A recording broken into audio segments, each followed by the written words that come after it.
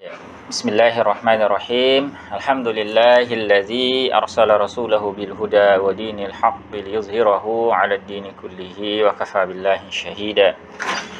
Wassalatu wassalamu ala asyrafil anbiya'i wal mursalin sayyidina wa maulana Muhammad ibn Abdullah arsalahu basyiran wa nadhira.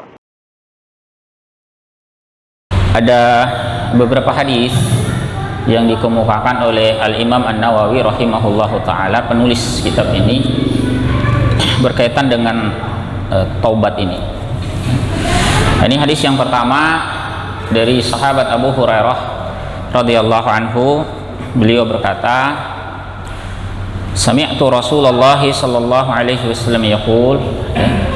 Jadi ini hadis nomor 13 ya kalau dalam kitabnya. An Abi Hurairah radhiyallahu anhu qala sami'tu Rasulullah sallallahu alaihi wasallam yaqul, aku mendengar Rasulullah sallallahu alaihi wasallam bersabda, wallahi, demi Allah. Jadi beliau ya, Nabi sallallahu alaihi wasallam memulai pesan itu dengan sumpah. Ini berarti pesan yang sangat serius ya. Karena sumpah itu baru disampaikan kalau biasanya pertama kalau ada yang mengingkari, lalu kemudian sumpah itu disampaikan.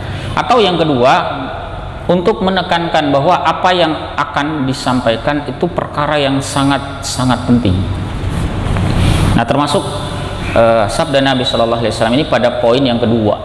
Ini betapa pentingnya pesan ini sampai beliau Shallallahu Alaihi Wasallam bersumpah terlebih dahulu. Wallahi, inni la astaghfirullah wa atubu ilaihi fil yaumi aktsara min 70 marrah.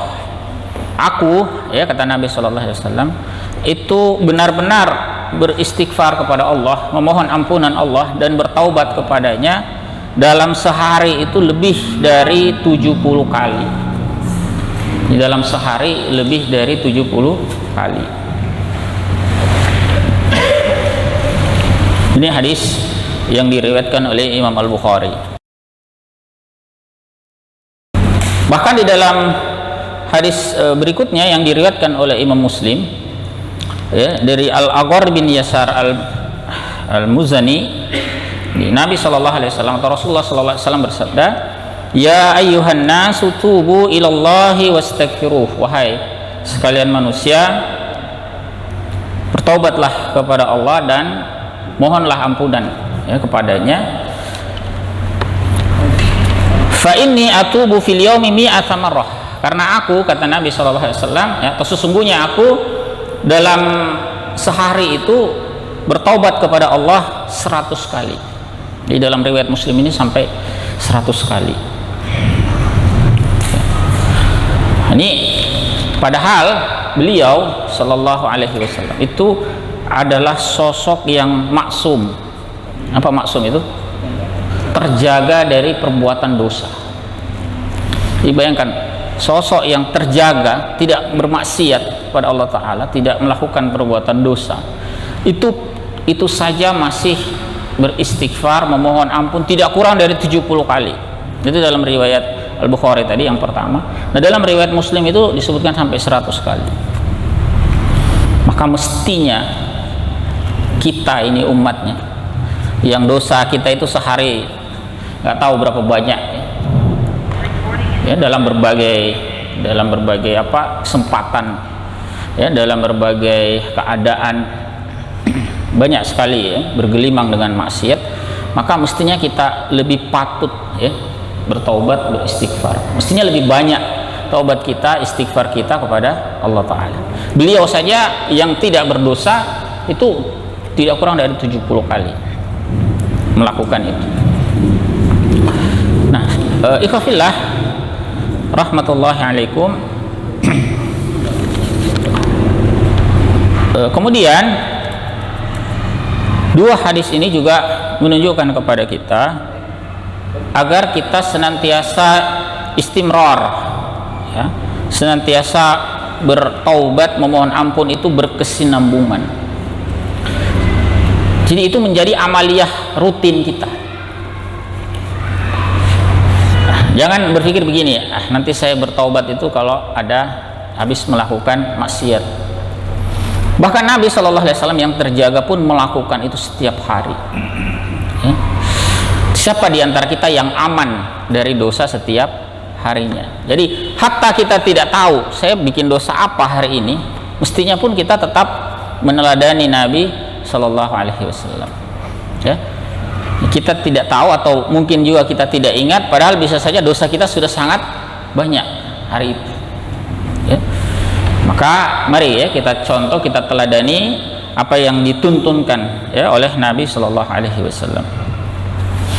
Jadi di dalam hadis ini ya, di dua hadis ini sampai disebutkan 70 atau 100 kali. Dan ini bukan untuk membatasi jumlah. Ya. Jadi penyebutan 70, 100 dia dalam riwayat tadi itu bukan berarti kita membatasi jumlahnya segitu. Tetapi itu menunjukkan betapa banyaknya ya perbuatan itu atau aktivitas itu dilakukan oleh Nabi Shallallahu Alaihi Wasallam.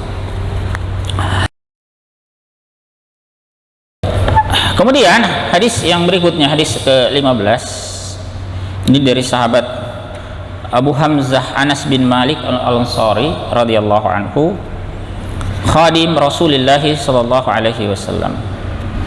Anas bin Malik itu biasa dikenal sebagai pelayan Rasulullah sallallahu alaihi wasallam. Jadi disebut khadim, pelayan Nabi ya, karena Nabi sallallahu alaihi wasallam sejak hari pertama beliau tiba di Yathrib atau di Madinah setelah hijrah. Nabi itu kan hijrah dari Mekah ya. Tiba di Yathrib. Yathrib itu nama Madinah yang dulu. Sekarang namanya Al-Madinah Al-Munawwarah atau Madinatul Rasul. Dulu namanya Yathrib. Saat Nabi Shallallahu Alaihi Wasallam tiba hari pertama itu Ummu Sulaim, salah seorang muslimah Ansor, itu mengantarkan putranya yang namanya Anas tadi. Anas bin Malik itu diantarkan oleh ibunya Muslim kepada Nabi Shallallahu Alaihi Wasallam untuk berkhidmat, melayani berbagai kebutuhan Rasulullah Shallallahu Alaihi Wasallam. Ya. Si hari pertama itu, dan sampai Nabi Shallallahu Alaihi Wasallam wafat, Anas terus mendampingi beliau. Ya. Makanya banyak sekali hadis, banyak riwayat yang berasal dari Anas bin Malik ini, ya, radhiyallahu anhu. Bahkan dia masuk 5 besar periwayat hadis terbanyak. Ya. Bahkan lebih banyak hadis yang diriwayatkan oleh Anas ini daripada ibunda kita Ummul Mukminin Aisyah radhiyallahu anha. Ya. Lebih banyak hadis yang diriwayatkan oleh Anas ya, bin Malik. Nah, di antara hadis yang diriwayatkan oleh Anas ini adalah hadis tentang taubat ini. Nah, ini menarik ini hadis ini karena Nabi Shallallahu Alaihi Wasallam memberikan tamsil kepada kita, memberikan ilustrasi agar kita itu mudah memahami. Jadi Rasulullah Shallallahu Alaihi Wasallam bersabda, "Lallahu afrahu bi taubati abdi." Sungguh Allah itu afrahu, sangat bergembira atau lebih bergembira bi taubati abdi, dengan taubatnya seorang hamba, min ahadikum, daripada kegembiraan salah seorang di antara kalian, saqata ala ba'irihi wa qad adallahu fi ardi falah, yang dia jatuh dari untanya lalu hilang di sebuah gurun yang luas. Jadi sebelum memahami hadis ini kita simak dulu. Ada cerita begini, ada orang melakukan perjalanan melintasi padang pasir dengan untanya, lalu dia membawa barang bawaannya itu di unta itu, ada makanannya, ada minumannya, ada pakaiannya ya, dan berbagai hal yang dia bawa, dia naikkan di unta itu. Saat berjalan di tengah padang pasir, ternyata dia jatuh dari untanya, dan dia jatuh, untanya lari. Kebayang nggak itu galaunya itu? Kita mungkin belum pernah lihat padang pasir ya. Bayangkan kalau kita itu di tengah laut. Nah itu ya mungkin ya, kita ini kan banyaknya laut. Kita kalau di tengah laut itu melihat sekeliling itu apa yang kita lihat? air semua kan, biru. Nah kalau di tengah padang pasir itu begitu juga, tapi yang kelihatan itu ya pasir, tidak ada apa-apa. Dan satu-satunya kendaraan yang lengkap dengan bawaan dia itu kabur, pergi. Kira-kira betapa galaunya ini orang, bagaimana makanannya, minumannya, ya, dan seterusnya. Kemudian dia mencari ke sana kemari, tidak ketemu. Nah, nanti di riwayat berikutnya dijelaskan, ya.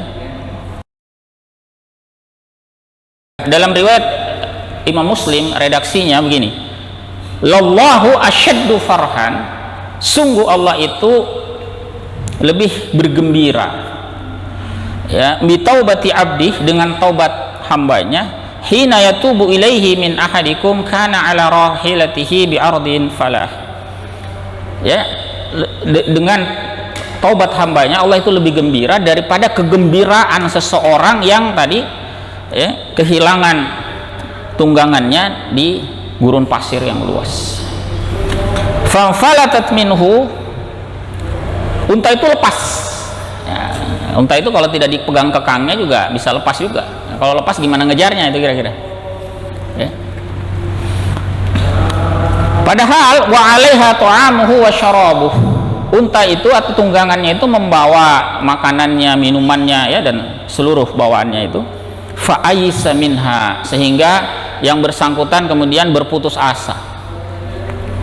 Yang bersangkutan ini orang tadi itu, hilang betul ini saya punya unta ini, bagaimana bawaan saya, tersesatlah saya di padang pasir ini. Akhirnya karena kelelahan mencari, dia kesana kemari, ya, mencari tidak ketemu. Akhirnya fa'ata syajarah, lalu dia datang ke sebatang pohon. Ada pohon yang dia lihat di situ. Dia datang di situ, lelah dia beristirahat. Fattaja'a fi ziliha, lalu dia berteduh di bawah naungan pohon itu. Ya. Wa qad ayisa min rahilati, dia sudah putus harapan, untanya itu atau tunggangan itu hilang sudah, tidak tahu kemana. Ya. Ternyata saat dia sedang beristirahat, ya, karena lelah capek itu, tiba-tiba fa bainama huwa kadzalika idza huwa qa'imatan indahu, ya. Jadi tiba-tiba idza huwa biha qa'imatan indah, tiba-tiba unta itu datang di dekatnya, ada di dekatnya, ya. Fa akhadha bi khitamiha, lalu orang tadi mengambil tali kekang untanya, ya, tsumma qala min syiddatil farh, kemudian dia berkata saking gembiranya itu, saking gembiranya dia menemukan untanya itu, apa yang dia katakan? Ya, Allahumma anta abdi wa ana rabbuk. Coba sampai terbalik dia ngomong. Dia bilang apa? Ya Allah, anta abdi wa ana rabbuk. Ya, saking gembiranya itu.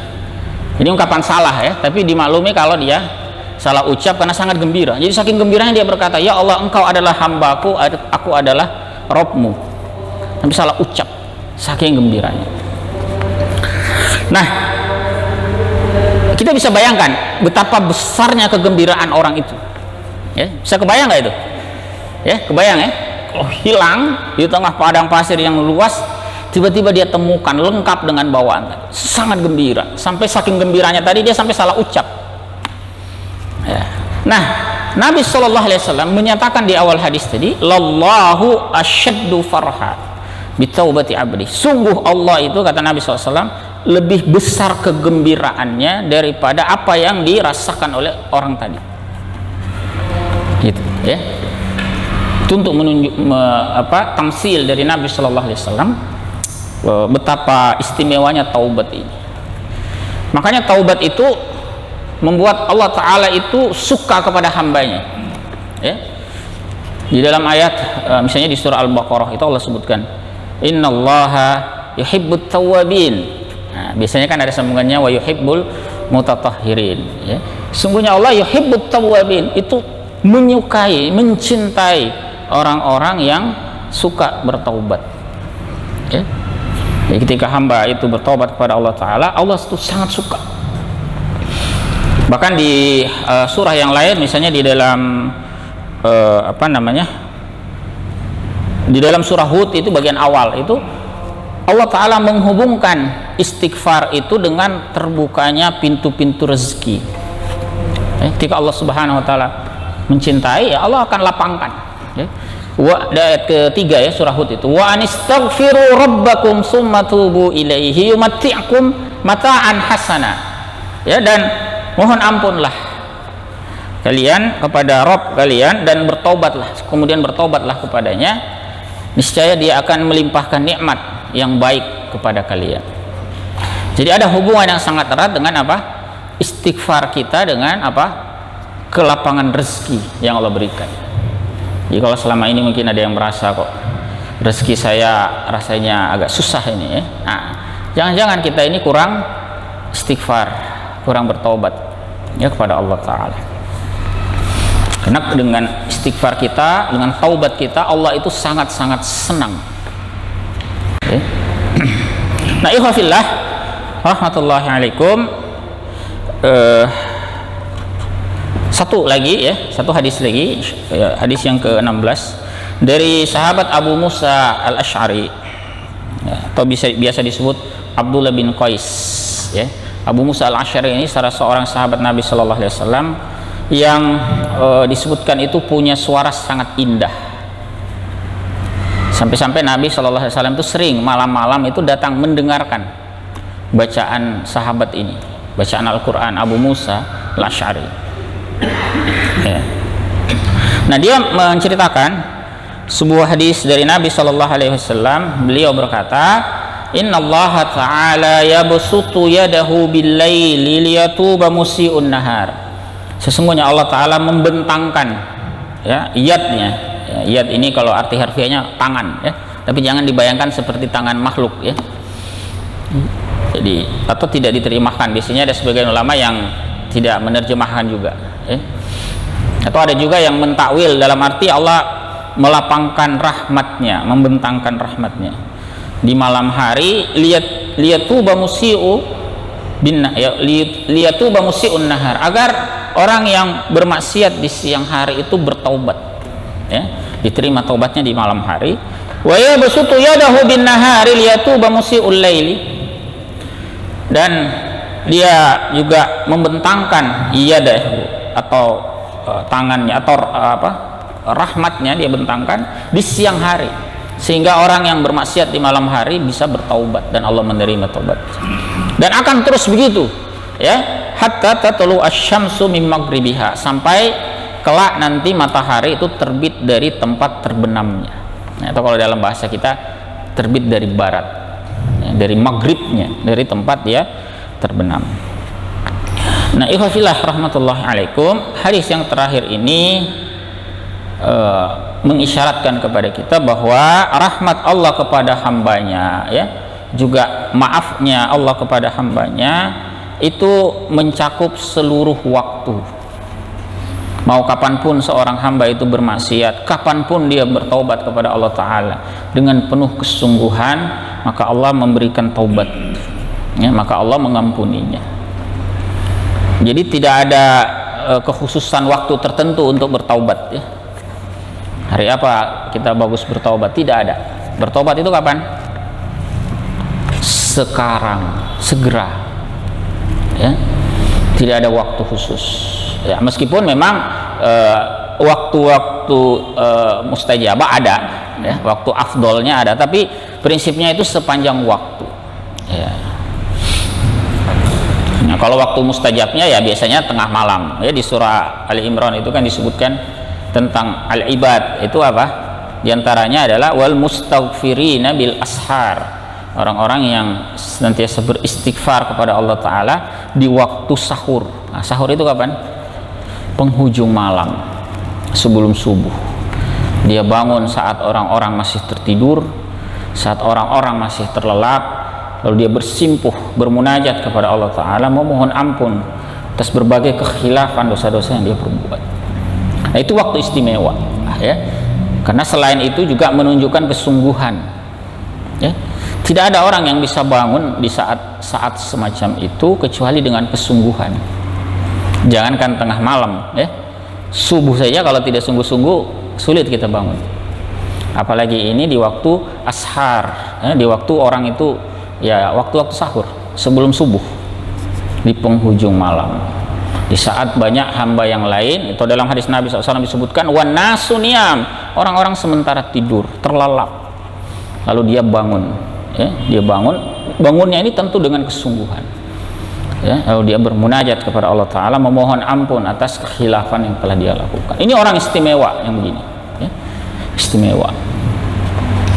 Nah, ikhwafillah rahmatullahi alaikum, itu beberapa hadis yang kita ulas, yang kita baca secara ringkas pada kesempatan malam hari ini. Jadi ada 4 mulai dari hadis 13 sampai 16. Jadi hadis yang pertama dan kedua itu tentang keteladanan Nabi Shallallahu Alaihi Wasallam, bahwa sosok yang terjaga dari perbuatan maksiat, yang tidak melakukan perbuatan dosa pun mencontohkan kepada kita beristighfar, bertaubat kepada Allah tidak kurang 70 kali sehari. Kemudian riwayat yang nomor 15 tadi menekankan tentang apa? Kegembiraan Allah Ta'ala akan taubat hambanya. Itulah sebabnya mengapa Allah itu mencintai orang-orang yang bertaubat. Karena memang Allah suka begitu hambanya bertaubat, maka Allah suka, Allah ridho. Dan ketika Allah ridho, ikhwafillah, dan inilah yang kita cari, keridhaan Allah ini. Kalau Allah itu sudah ridho kepada kita, apapun yang kita minta Allah berikan. Makanya tadi dekat sekali hubungan antara apa? Istighfar dengan misalnya nikmat, dengan rezeki. Dekat sekali dengan mahabbah, kecintaan Allah kepada hambanya. Lalu hadis yang terakhir tadi tentang apa? Terbukanya pintu taubat itu di sepanjang waktu. Maka mumpung Allah Ta'ala masih memberikan kesempatan kepada kita, masih ada usia, masih ada nafas yang bisa kita hembuskan, maka sekarang saatnya kita memohon ampun kepada Allah Ta'ala. Nanti topik yang terakhir itu akan kita pertajam lagi di pertemuan mendatang. Kita cukupkan dulu pengantar kita. Wallahu a'lam bissawab.